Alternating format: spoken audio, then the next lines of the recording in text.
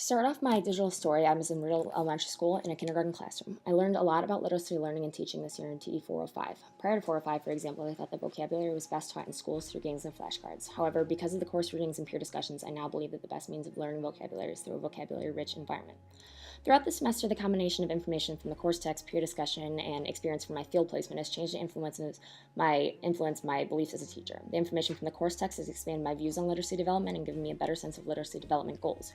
Being able to come to the class and discuss these views on literacy among my peers, being able to hear their thoughts and opinions additionally helped me grow as a teacher. I've gained their knowledge, insight, and ideas towards teaching and will use that to teach literacy to the best of my abilities. Finally, being able to implement what I learned in our classroom has helped me to learn how to apply what I know. I've been able to see what worked, what didn't, and in effective terms of literacy development. I learned that observation is key when finding out about my students' writing abilities. I learned so much about my students by just walking around the room and observing their written work. Writing examples are also a great means of gaining insight to my students' abilities. My students often draw pictures with their writing, a tactic promoted in Fletcher.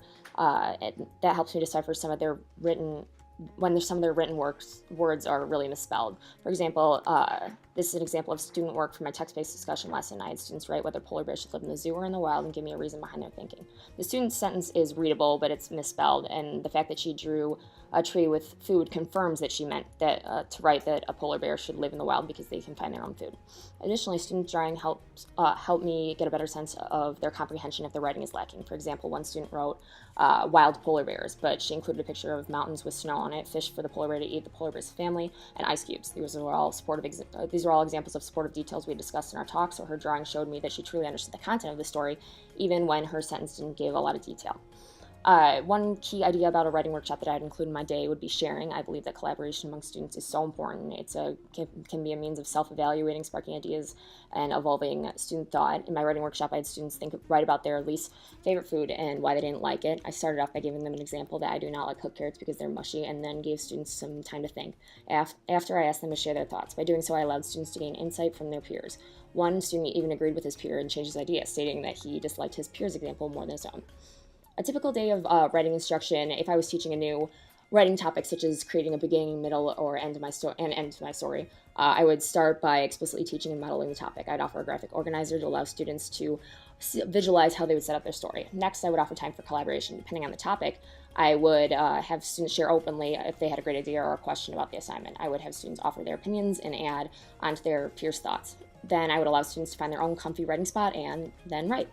An example of a teaching point I would use in a day's instruction, Fletcher talks about how you shouldn't really overwhelm students and you should only really teach one topic in a day of writing. Therefore, especially with emergent writers, I would only teach one topic. One example would be teaching students to write a clear beginning, middle, and end to their stories. This could be taught after students gain some knowledge about sentence structure and adding additional detail. Ideally, for my classroom, I would want it to have a loving and collaborative atmosphere. During writing instruction, I'd want my students to discuss ideas and thoughts and help each other with their writing. Fletcher has a section early in his book that talks about the benefits of creating a safe environment and the methods to do so. I love the suggestions about writing with your students and sharing from the heart pieces.